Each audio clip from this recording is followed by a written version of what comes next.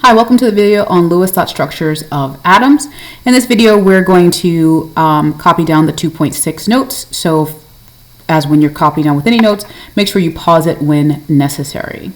Some of my notes are already filled in. You'll have to fill it in as you go along. So before we get started, I just kind of want to walk you through what the notes look like. At the top here, you have Bohr models of atoms in groups 1 and 2, and then we skip this middle block here. So from groups 3 to 12, we skip those. That's that region here. And then over here, we have the last 6 groups, so from 13 to 18. And on the bottom here, we have the notes talking about what Lewis dot structures are and how do we draw them. So let's start with note number 1, and then we'll come back up to the table. All right. Lewis dot structures of atoms, that's another way, like Bohr model and electron configuration, to show the arrangement of electrons in atoms. But unlike the other two methods, Lewis dot structures of atoms only show the valence or outer shell electrons. So with Bohr model electron configuration, you get all of the electrons represented or shown somehow. Somehow it's indicated what's there. But in Lewis dot structure, we're only doing valence electrons. So if you need more time to write this down, please do so. And then we're going to come up to the top and take a look at this. So here we have Bohr models for what we like to call main groups. So main groups would be groups, some elements in group 1 and 2, and then we skip that transition metal block, and then we go to where the P block is. So that's what we call main groups. So D and F blocks are not main groups, only S and P blocks. And we don't have all of the elements in the main group. We just have the first few that kind of get us started.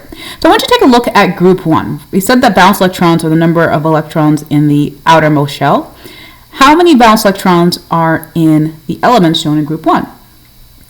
Well, if you take a look, all of them have one valence electron. There's only one dot there in the outermost energy shell. And if we went all the way down, it would be the same thing. In group 2, how many valence electrons do you have? Take a look at that. 1, 2, 1, 2. So again, if we're looking at the outermost shell, they have 2.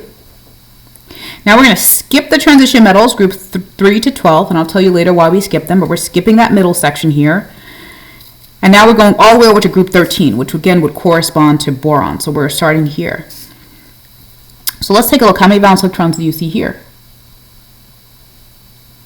There are 3 valence electrons in the elements in this group. Group 14, I bet you can guess what's coming next. These all have 4. Group 15, 2, 3, 4, 5, have 5. 16, 2, 4, 5, 6. Group 17, 2, 4, 6, 7. They all have 7. And then group 18, we need to be a little tricky. It's a little tricky here. So the first one here, which is with helium, where helium is, that one has 2. So I have an exception here. So you can write that exception down, except helium has 2 electrons. But if we look at the rest of them, 2, 4, 6, 8, and they have 8. So all of these have 8 except for, of course, helium. So the reason why we did this is because that will help us when we're drawing the Lewis dot structures of the atom, since we only need to draw the valence electrons. All right, so now let's work through the steps for drawing those. Steps for drawing Lewis dot structures of atoms. So first thing is we need to determine the number of valence electrons using the group in the periodic table. So if your element is in group 1, you know you have 1 valence electron. If it's in group 2, you have 2. Okay. Now we skipped groups 3 through 12, which are our transition metals, okay, shown here in the little gray section, and that's the block in the middle. And the reason why we skip the transition metals is because their valence electrons varies. So I wrote varies, so skip these. So we don't worry about doing Lewis dot structures for those atoms. Then we go over to group 13, which corresponds where boron is. That has 3. Group 14, 4, 15, 5, 16, 6, 17, 7, and 18, 8, except helium, which has 2. Okay, so the first step is figuring out the number of valence electrons based on the group it is in the periodic table. So I can go ahead and write that above here too. 1, 2, 3, 4, 5, 6, 7, and then I'll put 8, and this one's 2. All right, and these are representing my valence electrons. Okay.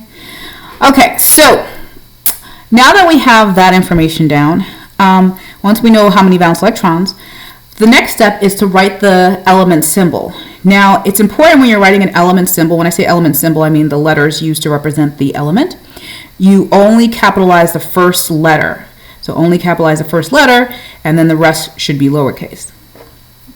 And then we're going to draw the correct number of valence electrons around the element symbol. And as with the Bohr model, remember we did each corner gets 1 before doubling? Okay, so we're going to do that rule as well. So let's go ahead and get started with a couple of examples. I kind of set this up this way, so we can look at some examples, and we'll come back to this exception about helium. All right, so you want to have a column with examples: silicon, calcium, selenium, xenon, and aluminum. Then you want to have a group number column, number of valence electron column, and Lewis, and then a column for us to draw the Lewis dot structures. And for all of these, I automatically did step 2, which is to write the element symbol. Okay. All right, so let's get started. So first thing I'm going to do is find silicon. I look at my periodic table. Boop, here it is. It's in group 14, which has 4 valence electrons. So it's in group 14, which has 4 valence electrons. So I'm going to draw my valence electrons. Remember, I'm going to give each corner 1 before I double up. Doesn't matter where you start. So I'm going to start at the top, and I'll go around clockwise, 1, 2, 3, 4. So that's the Lewis dot structure for silicon. Now let's go ahead and do it for calcium. Calcium is in group 2, so it has 2 valence electrons. Here's calcium. I'll zoom that in a bit. A little easier to see. There goes calcium. And so it's in group 2. That means it has 2 valence electrons. And I do, again, 1, 2. Again, it doesn't matter where you start. All right, let's go on to selenium here. Selenium, if you look in the periodic table, here's selenium. It's in group 16, which has 6 valence electrons. Okay, so group 16 has 6 valence electrons. And we're going to give each corner 1, 1, 2, 3, 4, before we start doubling, 5, 6. So that's the Lewis dot structure for selenium. Again, we're only using valence electrons. Xenon, let's find xenon. Here it is. It's in group 18. And group 18, with the exception of helium, they have 8 valence electrons. So group 18, and that's our noble gases. We're going to give each corner 1, 1, 2, 3, 4, and then we'll double up, 5, 6, 7, 8. All right, let's do aluminum now. Aluminum is here. It's in group 13. And here you go. And that has 3 valence electrons. So again, 1, 2, 3. Each corner gets 1 before doubling, and that one only had 3. Okay. So that's how we draw Lewis dot structures. Pretty simple, right? Find the number of valence electron using the group it's in the periodic table. Draw your element symbol, and then write the electrons, the valence electrons around that element symbol, making sure each corner gets 1 before doubling. All right, exception to that is helium. That step about making sure each corner gets 1 before doubling is helium. So helium is drawn this way, where the 2 electrons are paired. All right, so this is the right way. And it's not drawn this way, where we give each corner 1. So why is that? Well, that's because helium's valence electrons are in the first shell, which is filled with 2 electrons. So remember when we were doing the Bohr model for helium, how the Bohr model also we had them double up in the first shell? Again, the first shell can only fit 2, so they pair up, okay? Because you only have the 1s orbital in there, so they're going to pair up.